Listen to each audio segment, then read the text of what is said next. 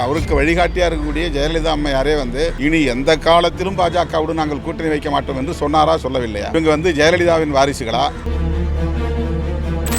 தமிழ்நாட்டிலே இருக்கிற இந்த கூட்டணி அதிமுக தலைமையிலான கூட்டணியா, பாஜக தலைமையிலான கூட்டணியா? தேசிய ஜனநாயக கூட்டணி என்று அவர்கள் கிளைம் செய்கிறார்கள். இது தேசிய ஜனநாயக கூட்டணி என்றால் இந்த கூட்டணிக்கு பாஜக தலைமை தாங்குகிறது என்றுதானே பொருள்.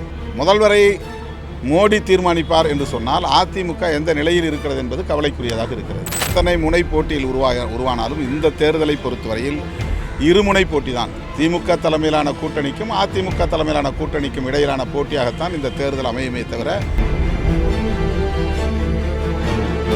ஆட்சியிலும் பங்கு அதிகாரத்திலும் பங்கு கோரிக்கையை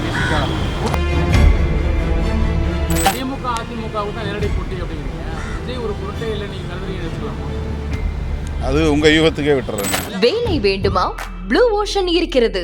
10th 12th டிப்ளமோ டிகிரி படித்தவர்களுக்கு உணவு, தங்குமிடம், இஎஸ்ஐ, பிஎஃப் இன்சூரன்ஸ் உள்ளிட்ட சலுகைகளுடன் அனுபவத்திற்கேற்ற நல்ல சம்பளம் 15,000 முதல் 30,000 வரை. பெண்களுக்கு முன்னுரிமை. 2,000க்கும் மேற்பட்ட வேலை வாய்ப்புகள் உள்ளன. இப்போதே தொடர்பு கொள்ளுங்கள். Blue ocean.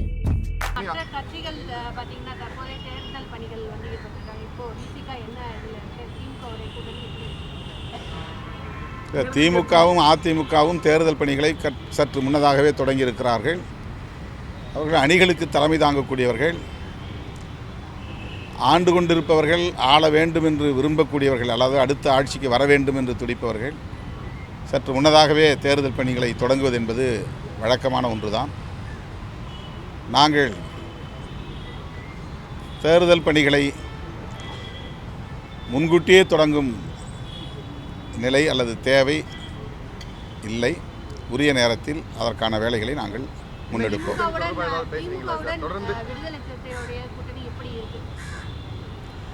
இது இந்த கேள்வி சலித்து போன கேள்வி. திரும்ப திரும்ப திரும்ப திரும்ப அது இல்லை, யூகங்களை கேள்விகளாக மாற்ற வேண்டாம். அந்த நேரத்தில் கேளுங்க. இல்லை, அது இப்போ அதுக்கான தேவையில்லை. இப்போ கோரிக்கைகளை கொடுக்கறது தான் முதல்வரை பார்த்தோம், நன்றி சொல்கிறது தான் முதல்வரை பார்த்தோம். எடப்பாடி பழனிசாமி பிரச்சார துவக்கம், பிரம்மாண்ட கூட்டம், அதுக்கு மத்தியில் அவர் பேசுனது அது அவருக்கான செயல் திட்டம், தேர்தலுக்கான செயல் திட்டம். அதில் சொல்கிறதுக்கு என்ன இருக்குது? ஒன்றும் இல்லையே. அது வழக்கமாக அரசியல் கட்சி, அது ஒரு எதிர்கட்சி, அவங்க மக்களை சந்திக்கிறாங்க, மக்கள் திரளுவாங்க. அது அவங்களுடைய நாட்டை, தமிழ்நாட்டை காப்போம், தமிழ்நாட்டை மீட்போம், மக்களை காப்போம் ஒரு முழக்கம் வச்சு அவர் முன்னெடுத்திருக்கிறாரு. நான் ஏற்கனவே அவருடைய இந்த பயணம் வெற்றி பெறட்டும்னு சொல்லி நான் வாழ்த்திருக்கிறேன். அது ஒரு அரசியல் கடமை, அவ்வளவுதான். இல்லை, அவர் பேசும்பொழுது இப்போ நீங்கள் பாஜக கூட கூட்டணி வச்சும்போது இதே மதசார்பின் பிரச்சனையா இல்லையா? இப்போ நாங்கள் கூட்டணி வச்சதான் அந்த பிரச்சனை உங்களுக்கு கேள்வி எழுப்புறீங்க. எதிர்கட்சி எல்லாத்தையும் சேர்த்து கேட்குறாங்க சார். அதனால அப்போ நாங்கள் கூட்டணியில் இருந்ததுனால உணர்ந்துக்கிட்டதுனால மறுபடியும் நாங்கள் அந்த தப்பை செய்யலை. அவங்க உணரல. அவங்க தலைவர் அவருக்கு வழிகாட்டியாக இருக்கக்கூடிய ஜெயலலிதா அம்மையாரே இனி எந்த காலத்திலும் பாஜகவுடன் நாங்கள் கூட்டணி வைக்க மாட்டோம் என்று சொன்னாரா சொல்லவில்லையா? இவங்க ஜெயலலிதாவின் வாரிசுகளா அல்லது அமித்ஷாவின் வழித்தோன்றல்களா? இவர்கள் யாரை பின்பற்றுகிறார்கள்? தமிழ்நாட்டிலே இருக்கிற இந்த கூட்டணி அதிமுக தலைமையிலான கூட்டணியா, பாஜக தலைமையிலான கூட்டணியா? தேசிய ஜனநாயக கூட்டணி என்று அவர்கள் கிளைம் செய்கிறார்கள். இது தேசிய ஜனநாயக கூட்டணி என்றால் இந்த கூட்டணிக்கு பாஜக தலைமை தாங்குகிறது என்றுதானே பொருள்.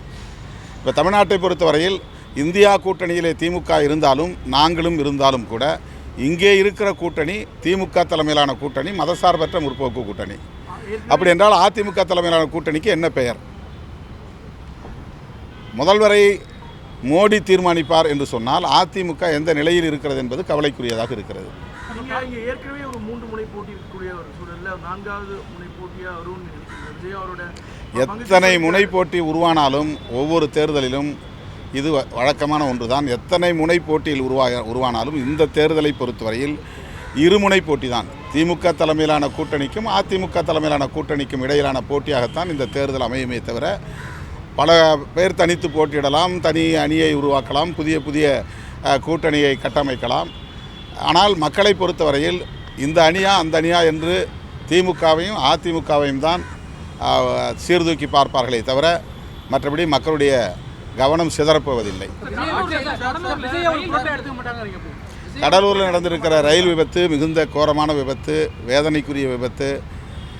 ஊடகங்களிலே 4 பேர் மரணம் என்று தகவல் வருகிறது. முதல்வர் அது குறித்தும் எங்களிடத்திலே கவலையை பகிர்ந்து கொண்டார். அந்த தகவல் கிடைத்ததும் பதறிப்போனேன் என்று சொன்னார். உடனடியாக இந்த நிகழ்ச்சிக்கு அறிவாலயத்திற்கு வருவதற்காக புறப்பட்ட அந்த மாவட்டத்தை சார்ந்த அமைச்சர் மாண்புமிகு MRK பன்னீர்செல்வம் அவர்களை சம்பவ இடத்திற்கு விரைய வேண்டும் என்று ஆணையிட்டிருப்பதாகவும் சொன்னார். முதலமைச்சரின் சார்பிலே நிவாரண நிதி 5 லட்சம் ரூபாய் வழங்கியிருப்பதாகவும் கூறினார். உயிரிழந்த அந்த குடும்பத்தினருக்கு விடுதலை சிறுத்தைகள் கட்சியின் சார்பில் எமது ஆழ்ந்த இரங்கலை தெரிவித்துக் கொள்கிறோம். மத்திய அரசும் அந்த குடும்பத்திற்கு இழப்பீடு வழங்க வேண்டும். முதலமைச்சர் 5 லட்சம் வழங்கியிருக்கிறார், அது ஆறுதல் அளிக்கிறது என்றாலும் கூட இழப்பீட்டுத் தொகையை உயர்த்தி வழங்க வேண்டும். அந்த குடும்பங்களில் பாதிக்கப்பட்டோரின் குடும்பங்களுக்கு அரசு வேலைவாய்ப்பும் வழங்க வேண்டும் என்று கேட்டுக்கொள்கிறேன். அது விசாரணை நடத்தி கொண்டிருக்கிறார்கள். என்ன குற்றம் நடந்திருக்கிறது என்பதை கண்டறிந்து அதன்படி சட்டப்பூர்வமான நடவடிக்கை எடுப்பார்கள் என்று நான் நம்புகிறேன்.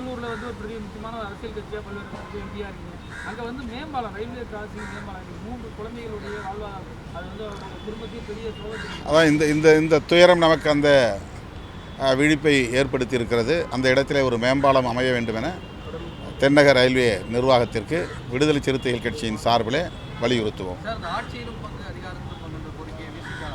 அதுக்கு பல முறை பதில் சொல்லிட்டேன், அதை நீங்கள் திருப்பி பாருங்கள். ஏற்கனவே யூடியூப்பில் இருக்குது அதுக்கான பதில். திமுக அதிமுக நேரடி போட்டி அப்படிங்கிறீங்க. விஜய் ஒரு பொருட்டே இல்லை நீங்கள் கருதுறீங்க எடுத்துக்கலாமா? அது உங்கள் யூகத்துக்கே விட்டுறேன் நான். அவரும் நிற்கிறாரு. போட்டி வந்து எப்போவுமே இருமுனை போட்டி தான் தமிழ்நாட்டை பொறுத்த வரையிலும். எங்கேயுமே அப்படி தான் நடக்கும். தமிழ்நாட்டில் எப்போவுமே இருமுனை போட்டி தான். பொறுத்து இருந்து பார்ப்போம். தேர்தல் முடிவுகளுக்கு பிறகு பார்ப்போம். ரைட்.